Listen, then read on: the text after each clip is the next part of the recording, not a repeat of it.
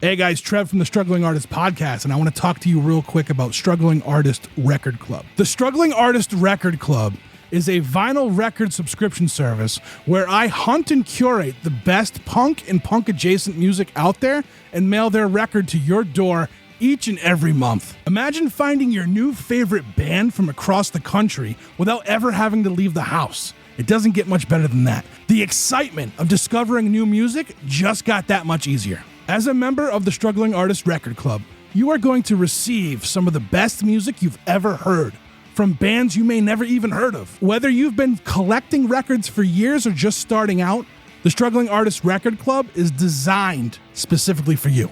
And right now, all new members get a Struggling Artist Record Club exclusive along with the monthly selection. So head to StrugglingArtistRecordClub.com, pick a membership, and start building that collection today. You're listening to the Struggling Artist Podcast. People need to be entertained. They need the distraction. With your host, Trev Allen. I wish to God that somebody would do something to block out the voices in my head for 5 minutes.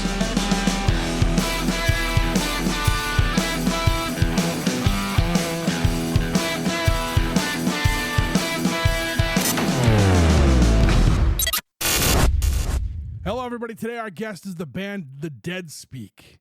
I talked to Jamie and Wayne about the band, about being a duet. We've had a few of those on the podcast, a few duets on the podcast as of late, and I got to kind of pick their brain about how that all worked and what comes from that. Stay tuned to the end of the episode to hear a song off of their new album, For the Sinners and the Strays, and we'll catch you on the flip side of this. This is episode 256 of the Struggling Artist Podcast, Struggling with the Dead Speak. Here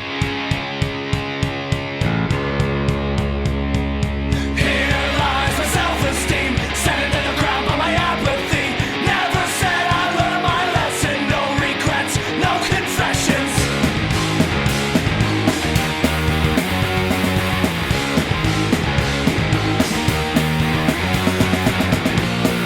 Truth be told, I never was one to care. I couldn't tell you why everyone was there. Real quick, we'll just get real to it. Like the Dead Speak, you guys are out of Kentucky? Yeah, Louisville, Kentucky. Louisville, Kentucky. Yep. And now how long have you guys been, how long has the Dead Speak been a unit? When did we start, Wayne? You know this. September of 2021. Mm-hmm. Okay. So 2.5 years, maybe. 2.5 years, yeah. And before that, like, were you guys in other previous bands or doing other things musically, or was it kind of like just something you were getting back to from before when you were younger, or? I was not. This is my first band. Wayne's been in bands before, though. Yeah. Yeah. And is it just the two of you? I thought I saw a couple videos. Do you play with? Do you have other people in the band too? I know. Yeah, so it's just the two of us.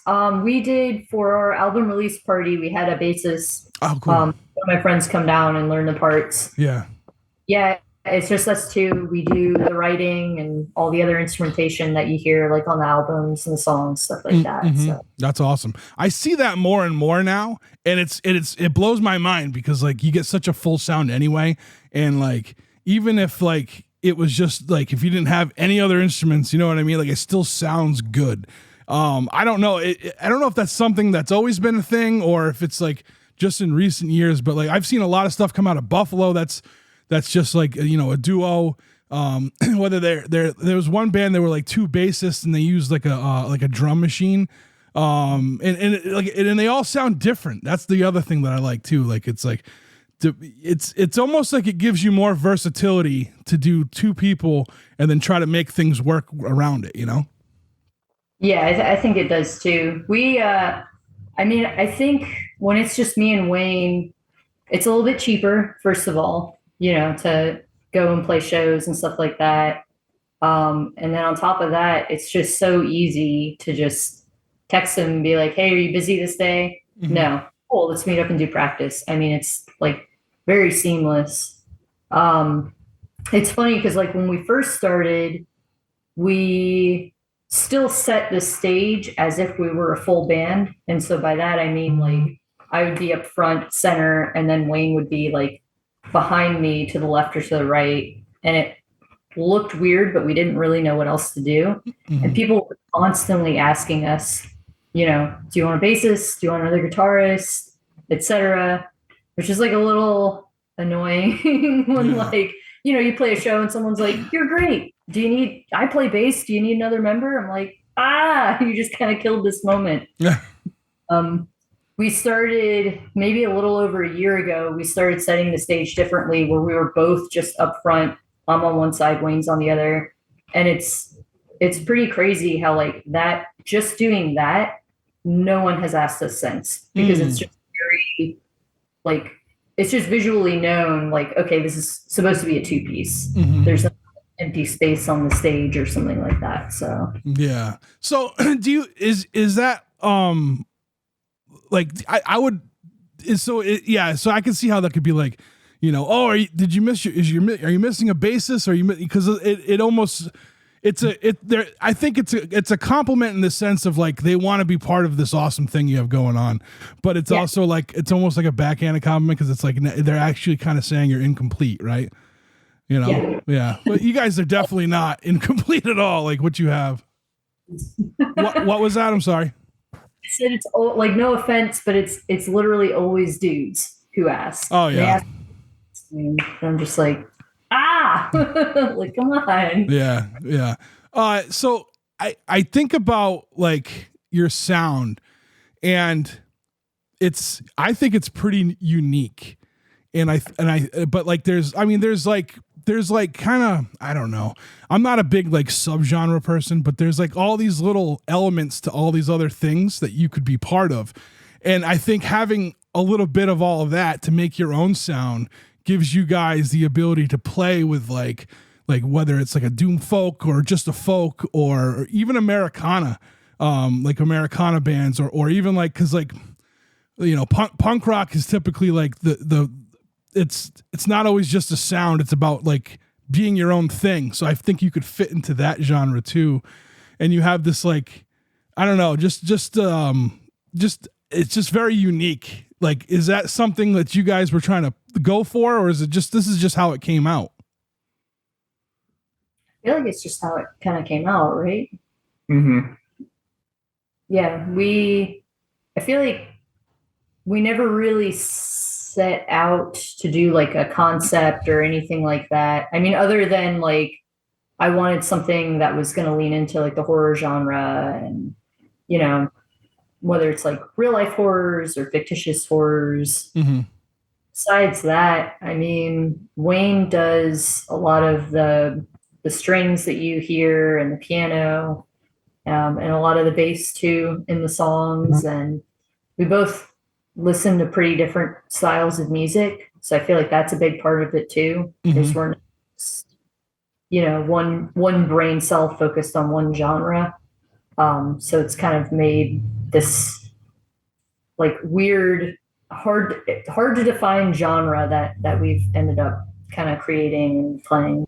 So, because like I said, I mean, there's some stuff that's close, but it's especially for being just two people. Like it's cool to see like you kind of take the reins of what you want to do, and it definitely comes like to the forefront with that. And one of the things I've also like from listening to the album is like every song, like your storytelling in the songs are amazing. I'm a storyteller and a writer, so like this is like my wheelhouse when I hear something like this, and you guys execute it very well. Every song like is its own story, and it's almost like its own world, right? Because like you're and having them all onto an album, I used to think like if you have a bunch of songs that kind of just stand alone, like it's almost like a singles collection, but like with this, there's still a theme in there, right? With the darkness, with the, you know what I mean? So like that's something that's rare to be able to have something like that. Again, like when you guys started writing songs together, was what were your like, kind of break that down, like what the process was? I feel like for the most part, the process would be like I would come up with a chord structure and the lyrics for something, and then send it to Wayne or play it for him. And then he would come up with some drumming ideas, and then we'd practice it like show ready, just the two of us, and kind of create that version of the song, and then create almost a different version for the album. So using strings and like different sounds and stuff like that. Yeah. And another thing too, I noticed like it's cool to hear songs because like it's very much like set up like a resume, right? Like there's different sounds in here. There's it's not just like a like your let's see. I got some notes here. I'm Your Cadaver sounds nothing like Down Dog. You know what I mean? Like they're like complete opposite like kind of sounding things. And is there a like when you're performing live and you have these songs that like they ebb and flow, right? Like they have a different like groove to them. What's like the audience take from that? I feel like it's always been positive. Yeah. Like people get a little confused when there's like one song that's super heavy and they're wanting to get a little rowdy, and then 2 songs later it's like a very slow, depressing song. And but people seem to like it. I feel like because of what you were saying earlier, how our songs are so different and incorporate a lot of different genres. We've been fortunate to be asked to play for all different kinds of bands. So punk bands, murder folk, country bands, indie pop, shoegaze duos, and everything.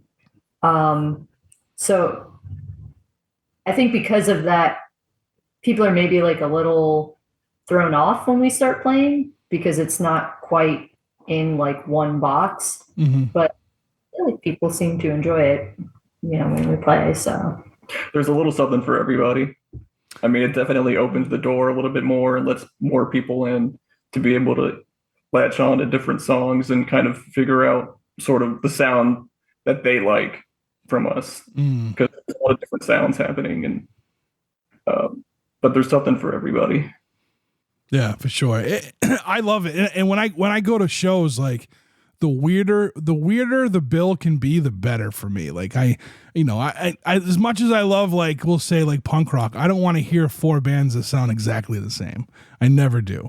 And like I think being out in New England, out where I am, like I live in Massachusetts, I think we're kind of blessed with that, because a lot of these like bands, they're interchangeable with each other too. So you have multiple people in bands, in different bands, and they're different sounding bands, and sometimes they play together, or sometimes like it's just a friend of like the other band needs a bill, so you hop on with a punk bill, but now you're like more like an Americana sound. And it just, for me, it's just like it blows me away. But like with the people who are very into the aesthetic of a music genre, right? Like, so if someone's like, like punk rockers, you got the spiked hair and the ripped clothes, or like for like, if you're into like the rockabilly sound, and like you're all dressed up with your car, you got your hot rod car. Like I can see how sometimes people are kind of like, but like,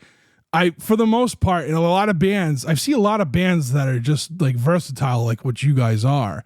And it's cool to see that, like, and I'm no like expert of music, or I don't know every band, but like, it's cool to see that outside of where I am, you know what I mean? And I can see what you're doing, and like, I'm like, this is good. Like, this is good stuff, I wanted to ask, so I discovered you guys on Instagram, right? And I wanted to reach out to you guys a while back, and then all of a sudden, like, I was following you guys and everything, and like all of a sudden, like the algorithm changed or something, and I went from seeing like trigger warning all the time to not seeing it, and I'm like, what happened? And then I was like, why can't I find them? And I'm like trying to find you guys, and I was like, did I make this up? Like, you know what I'm saying? But like, you guys did a really good job. I feel like, especially, I'm assuming it's when you guys dropped that single, at getting it out there to like the masses through social media.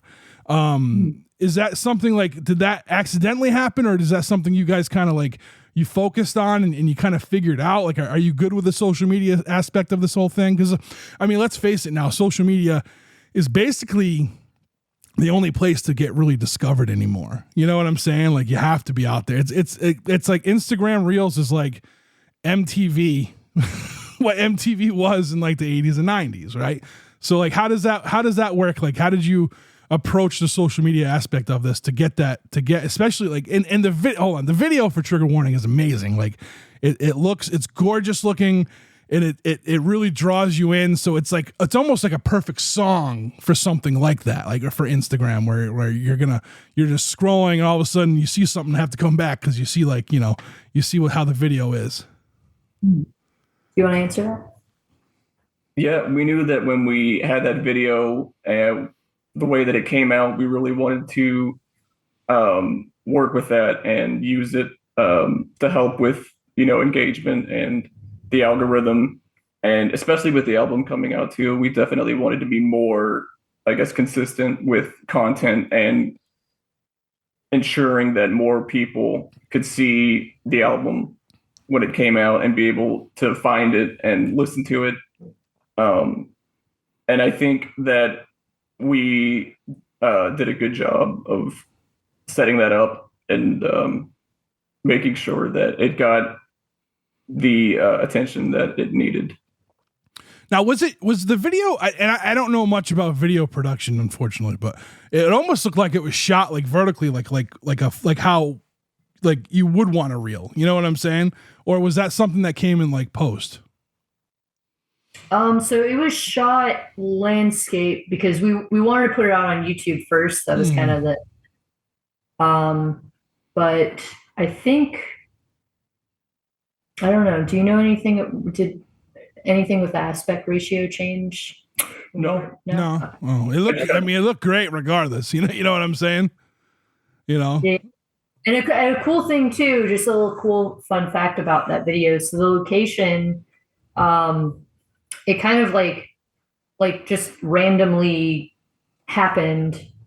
We got offered to play a show for this play that was happening kind of an hour south of us in Southern Kentucky. They were doing like a couple special nights of, I think it was House on Haunting Hill. And they had rented it like an actual haunted house, like a 2 or 3 story, like pentagram in the basement, like very creepy, very unsettling old house. And, we agreed to play and we asked to go see the location so we could kind of figure out, how are we going to get gear like up these stairs and stuff like that. It had like a very weird layout. And like half of it was like condemned, like you couldn't even go into parts of the house. And we were looking at it and I was like, you know what? Like, would you mind if we shot a music video in here? So we literally showed up maybe like 8 hours before this play went on. Oh, wow. A lot of the actors from the play came early. Those are like all the extras. The director is the guy with the beard who wears that mask in there. And it was super cool because the script that we had written for that video originally was so different. It was like in a saloon or something like that. And it just, we got very lucky that we got like a cool location just kind of out of nowhere to take advantage of. So.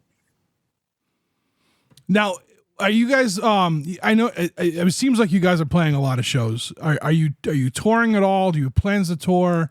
So what were your, we'll start with this. Like, what were you guys like aspiring to do when you started this project? Was it just like, all right, we're going to make some songs and we're going to leave it there? Or is it like, we're going to take this thing on the road and we're going to see how far it goes? For me, I just wanted to see how far we could push it. Just, if we did something, make music for ourselves first, make music that we're going to enjoy. And if we just put in 100% of the effort, how far can we go? Mm-hmm. Right now we're doing like regional touring, just kind of weekend trips that we can get, to Louisville, to Chicago, back in like a day or two sort of thing. Mm-hmm. Because it is so expensive to travel and and play out. But we're doing that right now, just trying to kind of build our audiences. And then we've got a couple offers to play like on the West Coast and stuff like that. But we're just kind of waiting till momentum builds up a little bit more before we pull the trigger on anything like that. And you, Jamie, you said this was your first band? Yeah. And Wayne, you've been in other bands? Yes. Now, what sets aside this project from other projects that you've done? This project is more themed. It's more horror themed. Before it was just about the music, but now it's more about the overall experience of seeing us live and how we sort of make it different from going and seeing just a band that's, playing at a venue. We decorate the stage, we put out candles and roses and fog machines and all of that, and we dress up a little bit. We just knew that we wanted to make it more than just going out and seeing a band. And I think that's what really made me want to pursue it, because it was different. That was interesting to me, because that's like, we could stand out a little bit, from the rest of the bands, and kind of use that. It sounded fun, Yeah. Jamie, how long have you been like playing music, like in general? I started playing guitar probably when I was 8. And then I would say I've picked up random instruments throughout the years, but nothing seriously. So. And then it was just like, I don't know how old you are now, but like, it was just like, did it just click one day? Like, this is, I want to do this thing, and this is how we're going to do it. And now you got to find somebody, or?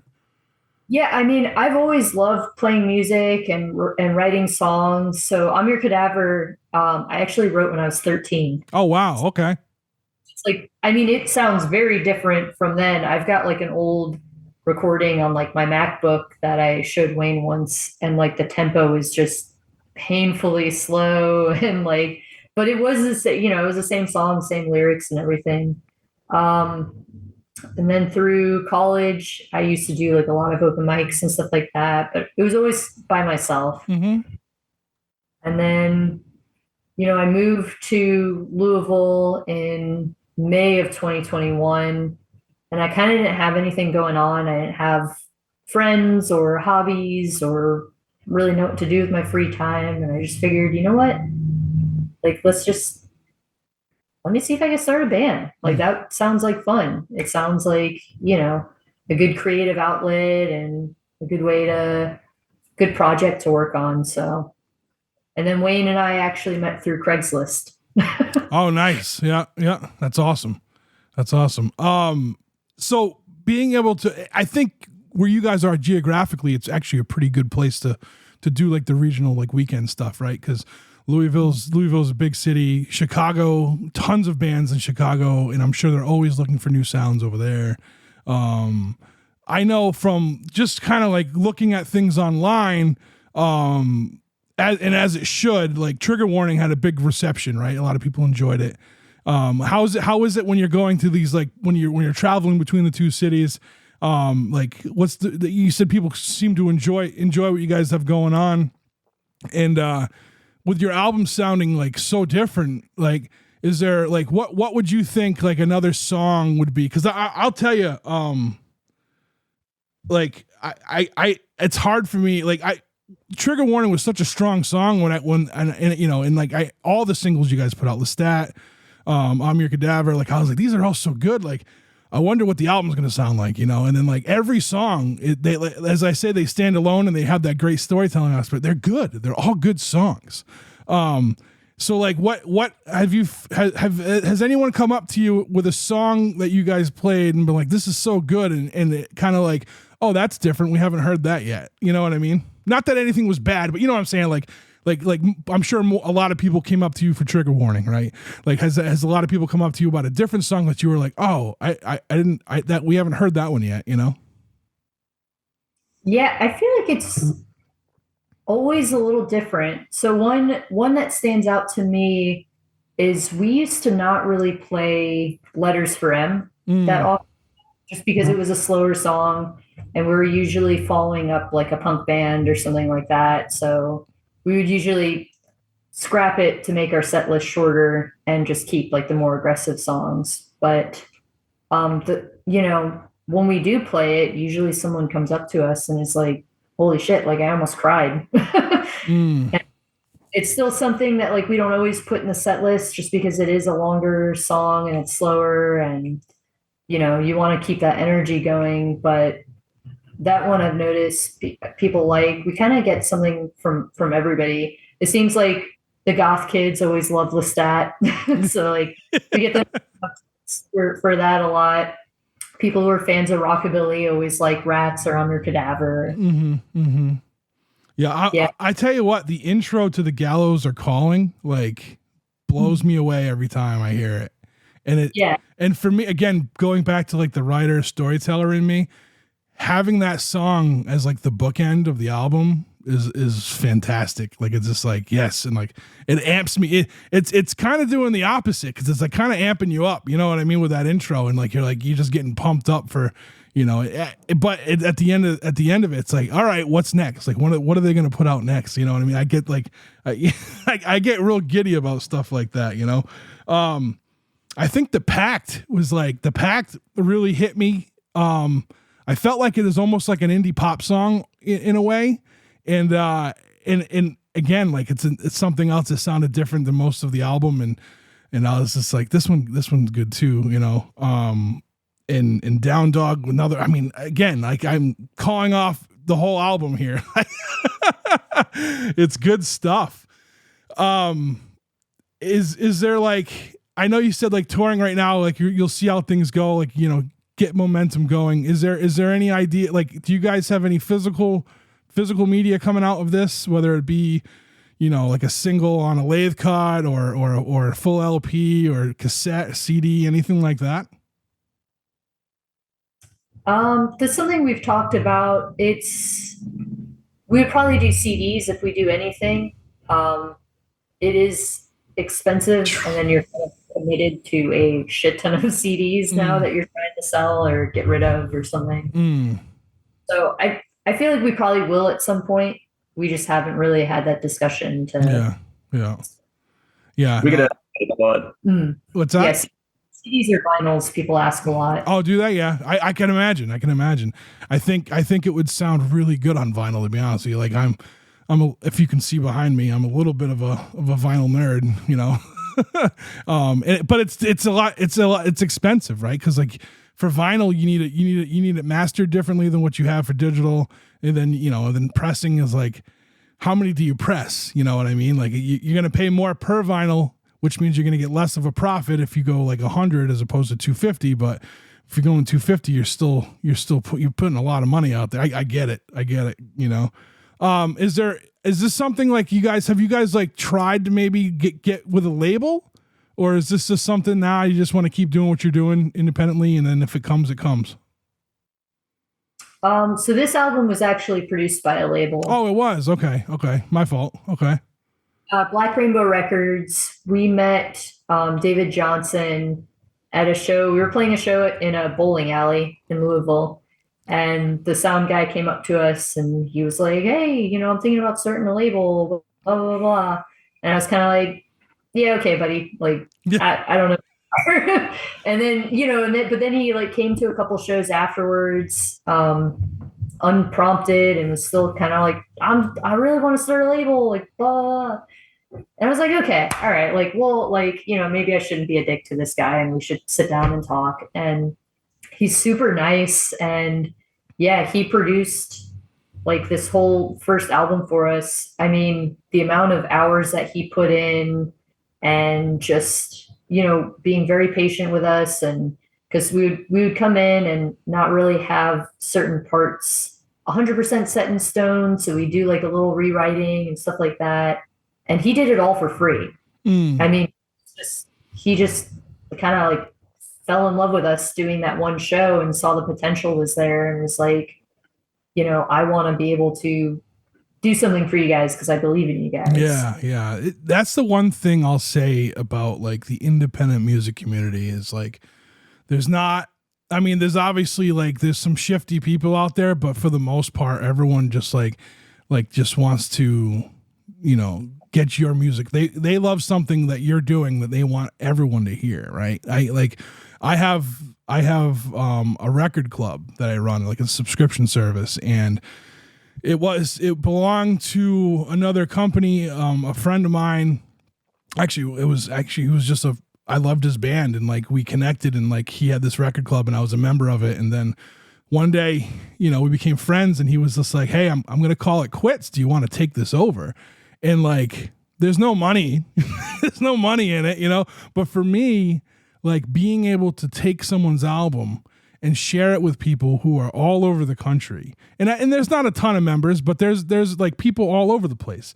And like, that's always been like, I remember being a kid and like discovering music for the first time on like going to the music store and like buying a cassette tape because it looked cool and it blew me away, and I'd have to go find my friends. Like, this is what I'm doing now, like with the record club. And I think a lot of people still have that because it's almost like a dopamine hit to like kind of share that and be like, because like it's like a badge of honor. Like, look what I found, these guys are awesome. Look what I found, and then all of a sudden you're getting heard in different parts of the country. And it's a wild experience all in all for all parties who are, who are part of it. Like me being able to go to a band and be like, "Hey, I want to buy X amount of records from you." They're like, because like you were saying, like sometimes with the CDs, you buy a lot of CDs and you're kind of sitting on them for a while. Same thing happens with vinyl, right? This happens with everything. So it's a cool experience all in all. And like, as a whole, I've noticed like just the overall music community is very helpful with each other. So that's awesome. You found somebody and they found you rather, they just came across you and liked what you were doing and wanted to help. That's amazing. So what do you guys have in store for us next? Like, do you have so I'm on the East Coast, right? And I'm saying this for my own selfish benefit. Any plans of coming out this way? Yeah, we would love to. You said you're in Boston or just Massachusetts? Yeah, I'm like 45 minutes from Boston, so. Yeah, we would love to get out a little bit further and travel and stuff like that. Right now, we've got a couple more shows for the spring, and then we're probably going to take some of the summer off to just get back to writing and creating music, because it's been a minute since we've started doing new songs and stuff like that, just because everything got so busy. So yeah. What was the time frame for this album? I know you said I'm Your Cadaver was something you wrote years and years ago, but like, what was like the, like, kind of take us through like the time frame of this album? Like, was this like during like mid pandemic and like kind of depressed and like, all right, we're going to write these songs, these really sad songs, or, or was it like more or less like just over time, just writing a song here, writing a song there. And then you had this thing that was like, oh wow, these kind of work. I think we started Trigger Warning, which was the first song we did, in September of 2022. So that would have been the first time we started working on the album, the actual like recording of it. And then I guess we probably wrote 2 or 3 more songs after we had all the songs for the album written already. They just weren't recorded. But I think after that, we had written 2 or 3 new songs that ended up going on the album. So, sorry. Probably a little over a year, I think, in the making. About a year and a half, nice. I'd say. Yeah, for the whole recording process. Yeah, I think I only had maybe like 2 or 3 songs that were written before I met Wayne, and we kind of used those as like a foundation for the direction we wanted to take stuff in. But yeah, like you said, it was about a year and a half when we started recording. We first came out that single up until the album release. And the last song that we wrote was, we were almost entirely done with the album, and we were still writing Whom Shall We Fear? And it was like this, like, should we put it on there? Should we not? Because like, I don't want to rush it, but I'm glad it's on there because it's like that's my favorite song is that one. And people seem to really like that one in particular, but yeah, we were kind of writing the entire time, still recording the album and getting it down. So yeah. Nice. So you guys are going to take some time. You're going to write some songs, do some local stuff, regionally local stuff, and just take it one step at a time. It sounds like that's awesome. It's good to have you guys here in this space. Like, you know what I mean? Like I said, like you guys are very unique. And like you could play with a lot of it is, what's funny too? I feel like right now, like the darker, like doomish stuff is kind of like getting really popular right now. And like, I mean, so like the Amigo the Devil plays a lot. He's always touring, and the Bridge City Sinners are always doing their thing. You know what I mean? One of my favorite bands out here was like it was like a doom folk band. And now they're like a doom, like just like a doom rock band. And they're awesome. They're called Coffin Salesman. And like, anytime I hear anything like doomy, I'm like sending it to them. I'm like, hey, have you heard this? Yeah. And, so, cause it's just like, it's cool to see, like I said, it's just a cool space, right? It's a cool space to be in. You can kind of fit anywhere. I mean, you could even play with like psychobilly bands. Like a lot of psychobilly bands are doing the horror thing, you know what I mean? Or a horror punk band, or you could do, it's just, and you don't even have to be in the horror world. You can just be with other things. Because the way your songs are presented, they're not like always presented in that, like that real dark and gloomy, undertones, so, it's pretty cool. It's pretty cool. So do you guys you guys are playing, like, I think we had to reschedule a couple times, once because of me, once because of you had shows. Like, so, I mean, there's a demand for you guys out there, right? Yeah, that's awesome. that's amazing. Yeah. So, all right. Well, we're gonna not take up all of your time today, because I could keep going on and on about these songs and how much I love them. But I do want to ask before we go, like what would you tell, like, if someone, because I think people have a tendency to kind of like gravitate towards this stuff. If someone wanted to like get into this whole like kind of duo music thing, like what would you give them for advice? Like you said, you have a lot of people coming up to you because of the way you had the stage arranged. Like, how do you combat that in a diplomatic way? If you had, you know what I mean? You mean like if other people wanted to do what we're doing? Yeah, not necessarily the sound, but like, yeah, like there's, because like I think more and more now we're seeing more of these awesome like duos that are making these projects, that are making something. So like, what would you like? What would you give some younger folks some advice on like kind of combating the whole, like, when people are not necessarily gatekeepers, but like the normal people are like, well, you're gonna need a bass player too, and you're gonna need this, you're gonna need that. You know what I mean? Yeah, I would say, first of all, just get out there and do it. Just start making music, even if it's by yourself or with a friend or whoever. And then don't limit yourself, because that's kind of essentially what people are doing, maybe not in an intentional way, but when they're asking, do you need a bassist? Do you need a lead guitarist, or et cetera? It's, they're used to seeing that. So they're putting a limit on us, saying that we can't hold our own as two people. Right. And I think it's the same thing too when we do like the stage decor and stuff like that. I think people should be open and willing and excited to just try any idea. Wayne and I have tried shit on stage that was super not successful and awkward, and we decided we're never going to do that again. That was a terrible idea, but we still tried it. Yeah. You got to give it a shot. Exactly. Yeah. And then just make things happen for yourself. Put yourself in a position for opportunities. Yeah.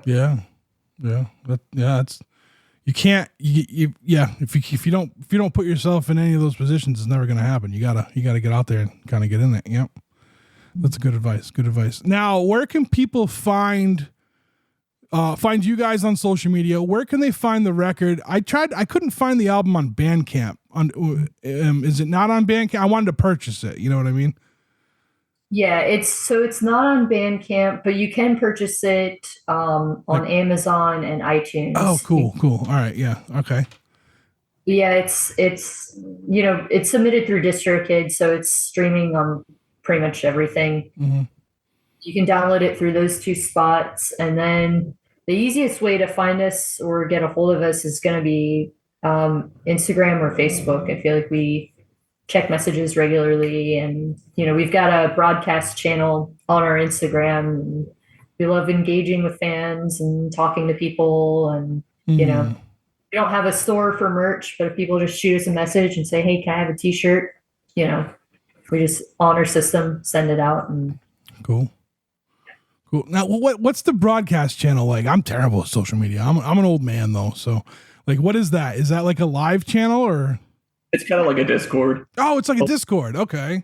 Yeah, it's one way. Mm-hmm. So like they can't say anything, but you can post whatever you want, and then all of those people will see it. Oh, it's so like an announcement like an announcement board kind of thing? Or like a mailing list. Mailing list. Yeah, okay. All right, cool. I should probably ask my producer if we have one of those for the podcast. I'm so bad at this stuff. Oh, man. But it's always changing. It's what? Always changing. Oh, okay, cool, yeah. Well, thank you both for coming on and talking with me, about the band in the album, For the Sinners and the Strays. Fantastic title, by the way. I enjoy it. Great album, fantastic debut album. I wish you guys nothing but the best. And if you guys ever want to come back and talk about if you got a new record coming out at some point, or if you're coming out this, if you're going to be doing like a bigger tour, you want to come and talk about it, or if you just want to come on here and just talk about whatever, the door's always open to you guys. Awesome. Thank you. Thank you. All right, and that's the show. I want to thank the Dead Speak for being today's guest on the Struggling Artist Podcast. In the show notes, you will find links to find them on social media and to find their albums on iTunes. Thank you to Chris Chavez. What was that? Thank you to Chris Chavez. I had like a glitch in the Matrix. Thank you to Chris Chavez for being producer of the Struggling Artist Podcast. Thank you to State Line Records for being sponsors of this podcast. Thank you to the band Loser Circle for allowing us to use their song Great Illusion of Time off of their album It Took Long Enough as our intro music. You can always find a link in our link tree, or if you can go to our website, thestrugglingartistpodcast.com, you will find a link there to that record so you can buy it. Support Loser Circle, as well as every other band we have come through the Struggling Artist Podcast. Thank you to everybody over at Patreon supporting us, building the community. Shout out to new members, Derek, and new member, Aria, for joining us over there.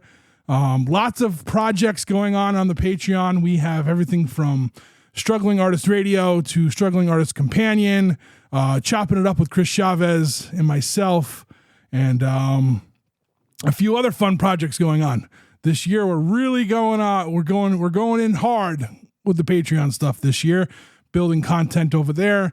Who knows? Maybe some of those shows will eventually become so big we have to put them out on the airwaves or the internet waves or whatever that's called.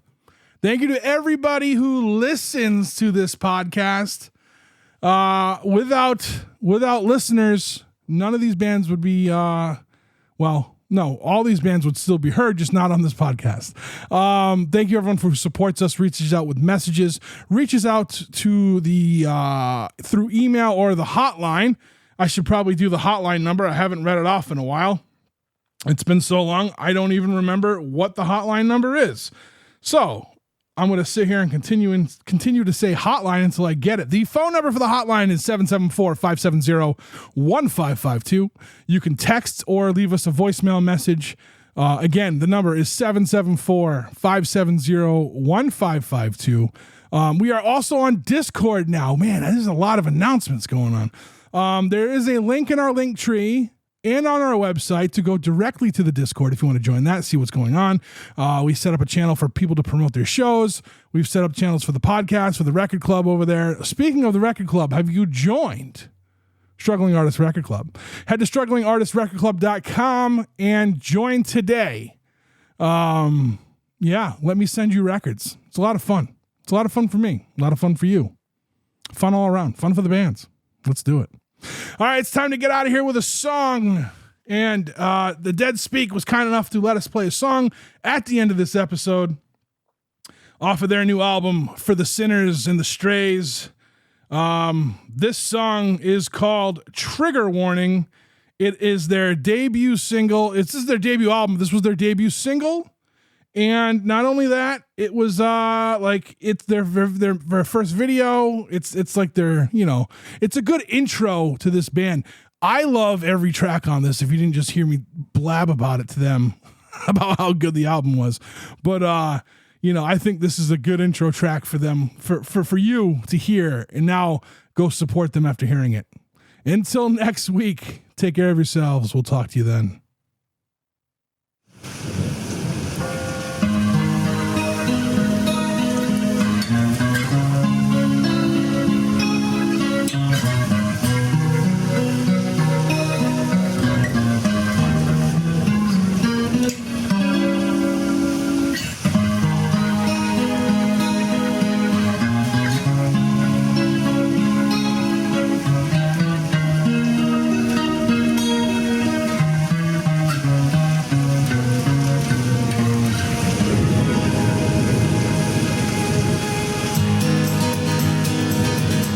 The phone call this morning.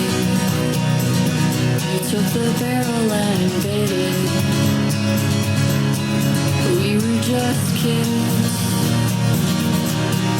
We were just kids. It happened without any warning. You could have came out to the house. We could have tried to talk it out. It didn't have to end like this.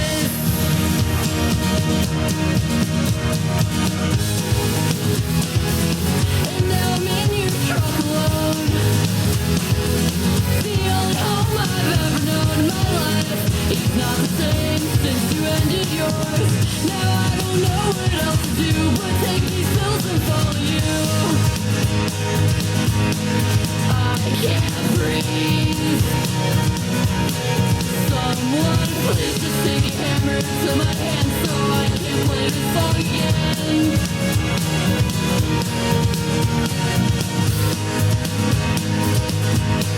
I can't see because the light goes on my eyes with the anger and surprise that you left me in this shithole town alone. And now I'm in your truck alone. The only home I've ever known in my life is not the same since you ended yours. Now I don't know what else to do but take these pills and follow you. And now I'm in your truck alone. The only home I've ever known in my life is not the same since you ended yours. Now I don't